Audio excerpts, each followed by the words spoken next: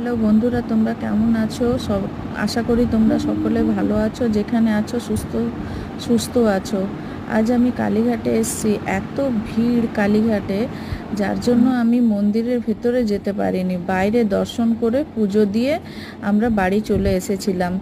কিন্তু তবুও কালীঘাটে গিয়ে শান্তি হয়, যাতে মাকে দেখে মনে হয় যে হ্যাঁ, আমি মন্দিরে এসেছি। তোমাদের কাকে কালীঘাট ভালো লাগে? আমাকে